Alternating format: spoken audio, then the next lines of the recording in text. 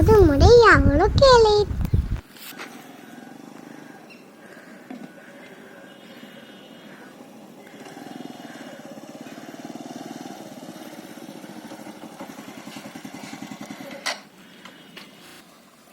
கமானு ஒரு காளான் பிரியாணி செய்ய போறோம்பா.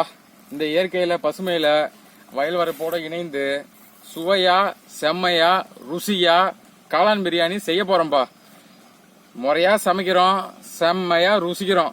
எல்லாரும் வாங்க.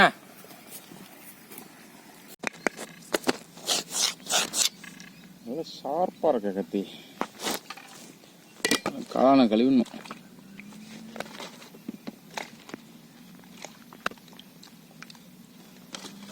பட்டன் காளான் கழுவி எங்களுக்கு போடுறேன். டப்புடுப்பா முதல்ல காளான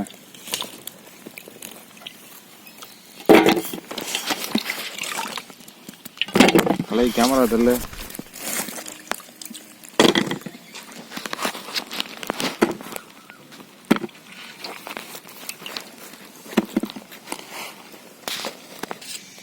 முதல்ல வெங்காயம், தக்காளி, கொத்தமல்லி, புதினா, இஞ்சி, பூண்டு எல்லாத்தையும் ரெடி பண்ணி வச்சுக்கலாம்ப்பா. பிரியாணிக்கு நம்ம காளானை வந்து கிரேவி பண்ணி சாப்பிட்லாம், பிரியாணி செஞ்சு சாப்பிட்லாம். காளானுங்கிறது ஒரு ஒரு சூடான பொருள். அதாவது சாப்பிட்டா கொஞ்சம் உடம்புக்கான ஹீட்டு கொஞ்சம் உற்பத்தி பண்ணும். இந்த பனிக்காலங்களில் நம்ம அதிகமாக காளான் எடுத்துக்கணும். வெய்ய காளான்லாம் எடுத்துக்கூடாது. வெங்காயத்தை பொடிசா கட் பண்ணிக்கலாம்ப்பா.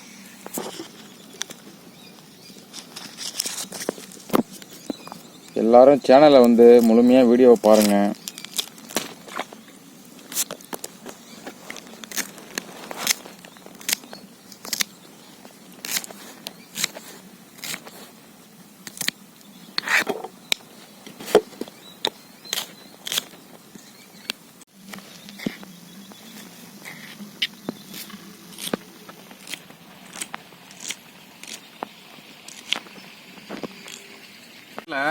பொதுவாக இந்த டெல்டா பகுதி இல்லை மற்ற பகுதியில் பார்த்தீங்கன்னா உங்களோட வீட்டு பக்கத்திலே ஒரு தக்காளி செடி வைங்க. இதுவும் பார்த்தீங்கன்னா நாட்டு தக்காளி. நீங்கள் சாப்பிட்டு ஒன்றும் இல்லை, சாப்பிட்டு போன மிச்சம் இந்த விதையெல்லாம் தூக்கி அப்படியே ஓரமாக போட்டிங்கன்னா தக்காளி மரம் அப்படியே வளர்ந்துடும், தக்காளி செடி வளர்ந்துடும். நீங்கள் வந்து வீட்டிலே வந்து பயன்படுத்திக்கலாம்.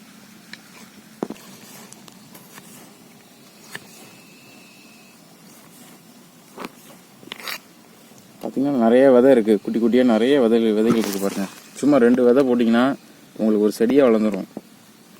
அது கிலோ கணக்கில் காய்க்கும்.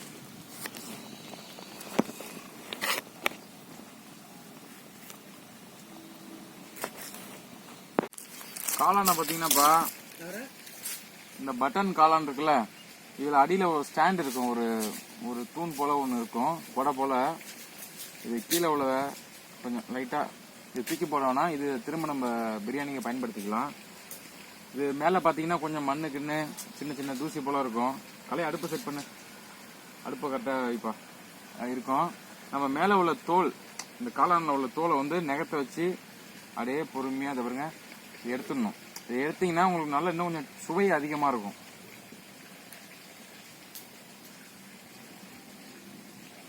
அசைவம் சாப்பிடாதவங்க சைவத்துல காளான முயற்சி பண்ணி பாருங்க, செம்மையா இருக்கும்.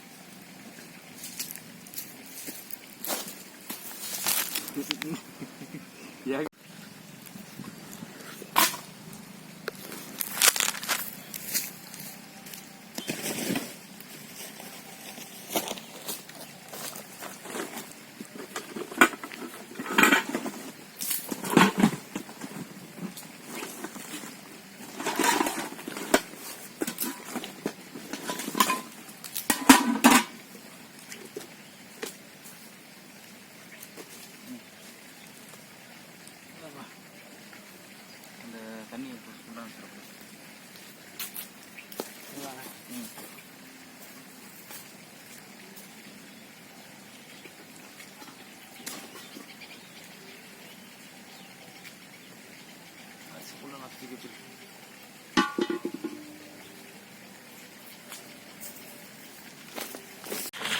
பார்த்தீங்கன்னா 1 கிலோ பாஸ்மதி அரிசி. இது நல்லா முதல்ல கழுவிக்கணும். சும்மா 2 அலசி நம்ம முதல்ல வடித்து வச்சுக்கணும். வடி பிரியாணிக்கு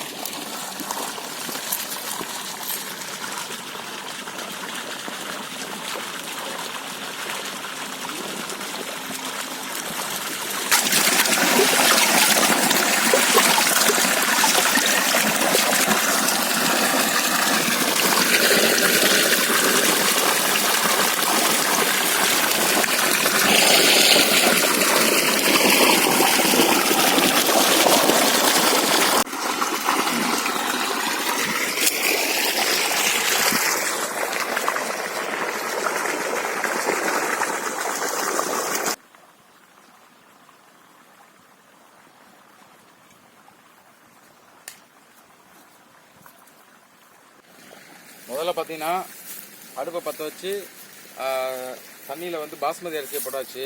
அதுக்கு மேலே பார்த்தீங்கன்னா இந்த பிரிஞ்சி இலை இருக்குல்ல, பிரிஞ்சி இலை, பட்டை, ஏலக்காய், புதினா, கொத்தமல்லி கொஞ்சம் போடணும்.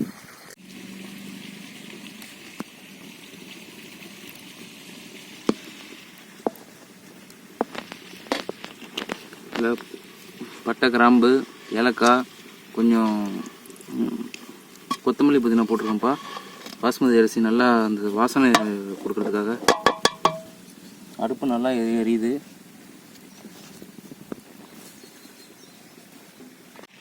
காளான் வந்து ஒரு பூஞ்சைப்பா. இது வந்து ஒரு நல்ல பாக்டீரியா தான். இதை பார்த்தீங்கன்னா மேலே உள்ள தோலை நல்லா சுத்தம் பண்ணிட்டு தான் சாப்பிடணும். சில பேருக்கு தெரியாது. அப்படியே காளானை வாங்கினோமா முழுசாக அப்படியே குழம்புல போட்டு கொதிக்க வச்சு முழுங்குற மாதிரிலாம் இருக்கக்கூடாது. நல்லா மென்று சாப்பிடணும். கொஞ்சம் கொஞ்சமாக லைட்டாக அந்த தோலை சீவணும்ப்பா. மஷ்ரூம் பிடிக்கலாம் உனக்கு? தம்பி ரொம்ப சைவம்.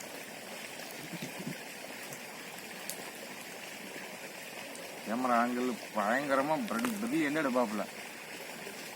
எல்லா கேமராவும் ஹேண்டில் பண்ண தெரியும், கையில் தெரியும்.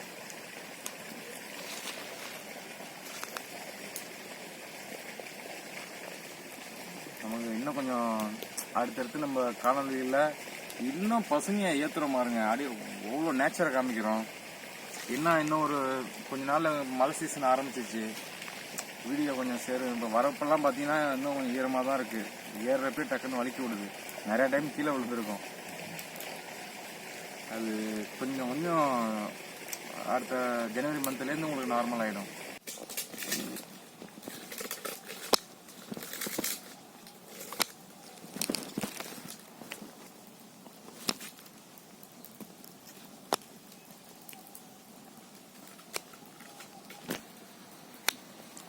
நாலு பீஸா போட்டுக்கலாம்ப்பா.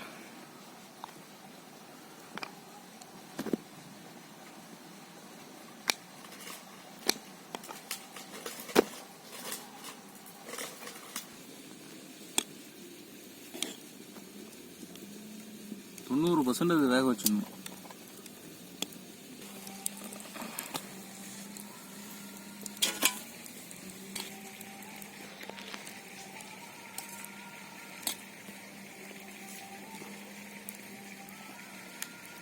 பிரியாணிக்கு அரிசி வடிச்சாச்சுப்பா. இப்போ சட்டியை வச்சு கடலில் ஊற்றிடலாம். இது மீட் கிடையாது, அசைவம் கிடையாதுங்கிறதால எண்ணெய் கொஞ்சம் நிறையா ஊற்றணும். ஒரே ஒரு பட்டை, ஒரே ஒரு பிரிஞ்சி இலை, ஒரு ஸ்டார் ஒன்று, ஒரு பட்டை, ஏலக்காய் போதும்.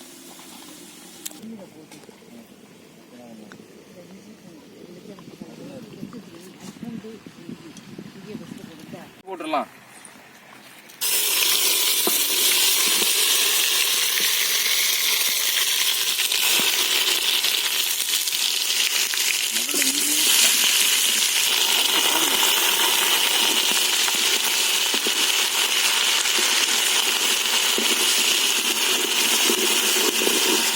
அடுத்து என்னப்பா இதெல்லாம் சுடுது. போட்டுடலாம்ப்பா. வெங்காயம் போட்டுடலாம்.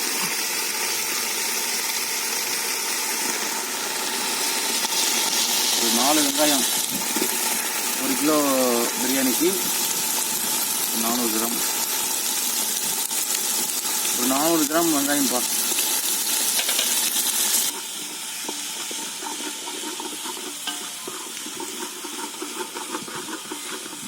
அடுத்து தக்காளி பழம் போட்டுடலாம்ப்பா.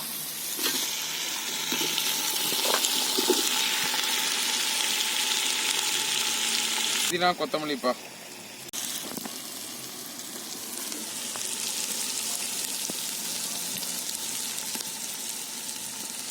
நல்லா வதக்கணும்ப்பா.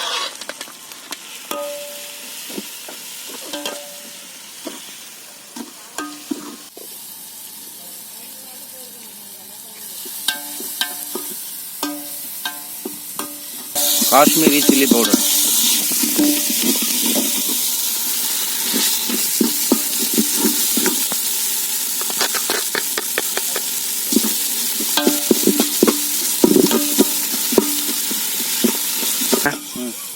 காளான்பா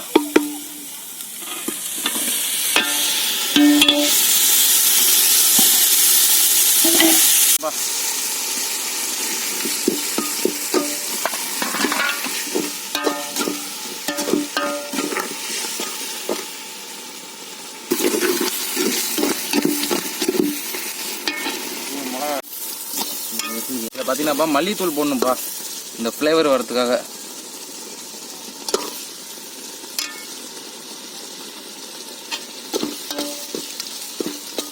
மல்லித்தூள் போட்டாச்சு. அடுத்து சோம்புத்தூள் போட்டுருவோம். நுணுக்கிய சோம்புத்தூள்.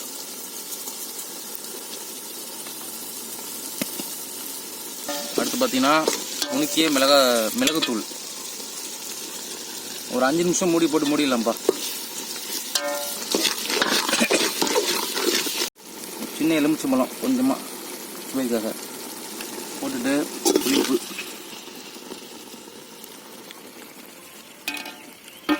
இப்போ கொஞ்சம் அதிகமாக இருக்குது, அரிசி போட்டால் சரியாயிடும். காளான் நல்லா கொதிக்குதுப்பா. இப்போ வடித்து வச்ச அரிசியை போட்டுடலாம்.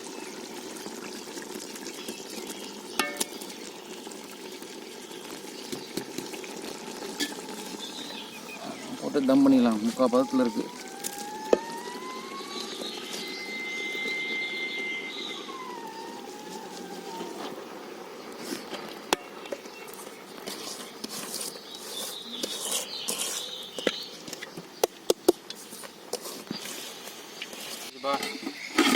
தம் போட்டுடலாம். ஒரு நல்ல வெயிட்டான பாத்திரத்தை கொண்டு வந்து தூக்கி மேலே வச்சிடலாம்.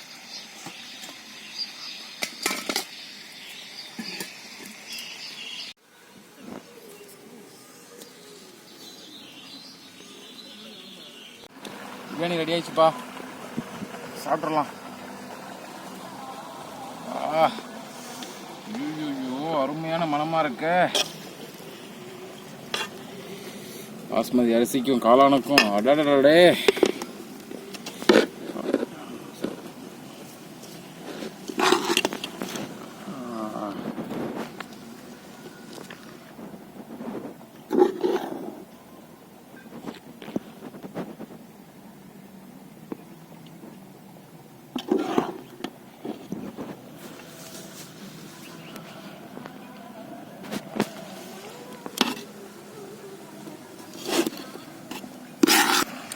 ஒரு அட்டகாசமான கலக்கலான காளான் பிரியாணி ரெடி ஆயிடுச்சுப்பா.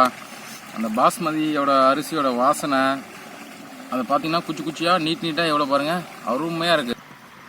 குச்சி குச்சியாக பாருங்கள், அரிசி உடையில பாருங்கள், கரெக்டாக சரியான பதம் இதுதான். கரெக்டாக இருக்குது பாருங்கள் அரிசி. நல்ல ஒரு அருமையான ஒரு மனம்ப்பா, வாசனை செம்மையாக இருக்குது. சாப்பிட்றலாம்ப்பா. எல்லோரும் சாப்பிட வாங்க. சேனலை சப்ஸ்கிரைப் பண்ணுங்கள், பெல் பட்டனை அமுக்கிடுங்க. சுவை பார்த்துடலாம்ப்பா. செம்ம சூடாக இருக்குது.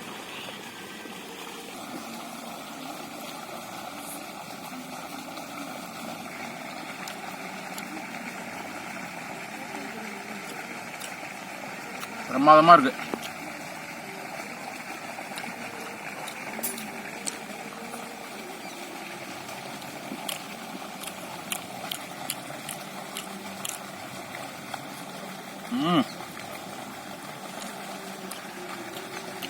அட்டகாசமாக வெறித்தனமாக இருக்குப்பா. சரியான உப்பு.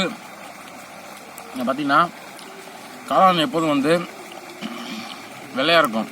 நம்ம அந்த மஞ்சத்தூள் சோம்புத்தூள் போட்டதால் ஒரு நல்ல ஒரு வண்ணமாக இருக்குது.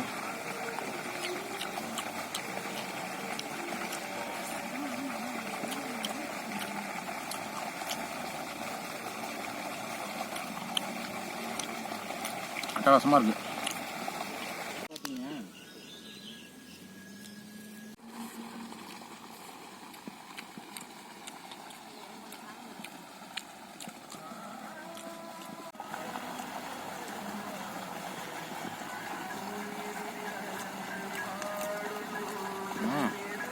இளையராஜா சாங்கு காளான் பிரியாணி, இதை விட வேறு என்ன வேணும்? இயற்கை. வேணா போய் பேக்ஸில் போட் ஷூட்டில் குளிச்சிக்கலாம், சாப்பிடலாம், குளிக்கலாம். செம்மையான இயற்கைப்பா. சென்னை போல் நகரத்தில் அந்த வாழ்க்கை கிடைக்குமா?